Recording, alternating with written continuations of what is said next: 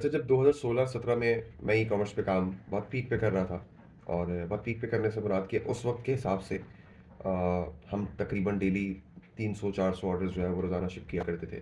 Back in 2016, 17, 18। तो उस वक़्त ऐसा महसूस होता था कि यार बहुत शदीद कॉम्पिटिशन है और ये मार्केट जो है वो कोलैप्स करने वाली है। पाकिस्तान में ई-कॉमर्स बिल्कुल बेकार है, रिटर्न रेट्स और ये सारी चीज़ें देखते हुए बड़ा बहुत ज़्यादा डिसअपॉइंटमेंट होती थी और बहुत ज़्यादा परेशानी होती थी कि यार हम इस चीज़ को कैसे आगे जाके ओवरकम करेंगे और कैसे इस चीज़ को मैनेज करेंगे। बट ये कि हमने स्किप नहीं किया उस वक़्त चीज़ों को और ऐसा नहीं था कि जब हम 300 ऑर्डर्स रोज़ के शिप कर रहे हैं और अगर उसमें से कोई 30 ऑर्डर्स रिटर्न भी आ रहे हैं, तो ऐसा नहीं था कि हमें कोई नुकसान हो रहा था या कोई हमारा कारोबार बंद हो रहा था। बट ये कि वो कहते हैं ना नफ़े में नुकसान होना, तो जब एक कारोबारी बंदा होता है तो उसको फिर नफ़े में नुकसान भी बुरा लगता है। तो वो जो नुकसान था ना वो बेयर उस वक़्त नहीं होता था। लेकिन हमने उस चीज़ को ओवरकम किया और ओवरकम हमने कैसे किया? हमने अपने जो प्राइसिंग थी, उस प्राइसिंग को इस तरह से सेट किया कि जो हमारी रिटर्न की कॉस्ट है, वो हमारी एक्जिस्टिंग सेल्स के अंदर कवर हो जाए, ठीक है? हमने क्या किया?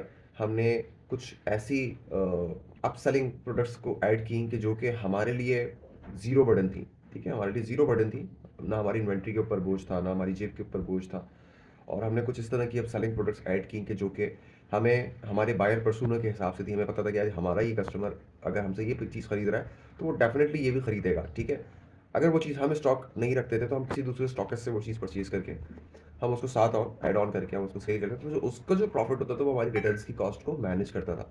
तो इस तरह की बहुत सारी छोटी-छोटी सी स्ट्रैटेजीज़ थी कि जिससे हमने अपनी रिटर्न्स की कॉस्ट को कम किया और अपने बिज़नेस को स्केल किया, ठीक है? अगर हम उस वक़्त इस बिज़नेस को, अपने ई-कॉमर्स स्टोर्स को बंद कर देते या हम ये रोना गाना लगाए रखते कि यार रिटर्न्स बहुत हैं, पाकिस्तान की मार्केट तो बेकार है और यहाँ पे तो काम करना ही फ़ुज़ूल है।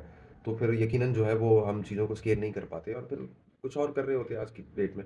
तो बजाय इसके कि आप जो है वो एक्सक्यूज़ेज़ पैदा करें, आप कोशिश करें कि जो चैलेंजेज़ आपको फ़ेस करने हैं या जो चैलेंजेज़ आपको आ रहे हैं, आप उन चैलेंजेज़ का मुकाबला करें, आप उसकी कोई स्ट्रैटेजी प्लान करें, आप उसको स्ट्रैटेजिकली डील करें और आप उसको अपने लिए पेन ना बनाएँ, ठीक है? आप उसको दर्द-सर ना बनाएँ। आप उसको एज़ एक बिज़नेस चैलेंज कि यार आप कोई भी बिज़नेस करते हो, किसी भी नौइयत का कहीं भी दुनिया में बिज़नेस करते हैं, तो यकीनन उसके प्रोस एंड कॉन्स होते हैं, ठीक है?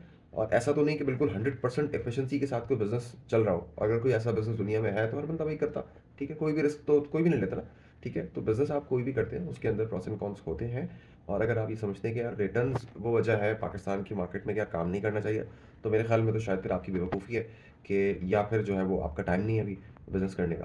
तो इन चीज़ों को अंडरस्टैंड करें, अपने रिटर्न्स को ओवरकम करने के लिए स्ट्रैटेजीज़ बनाएँ, डिस्कस करें, ठीक है? अपने सीनियर्स के साथ और उन लोगों के साथ जो ऑलरेडी इंडस्ट्री में काम कर रहे हैं, ठीक है? और अपने बिज़नेस को दिन ब दिन मज़बूत बनाएँ। बहुत शुक्रिया।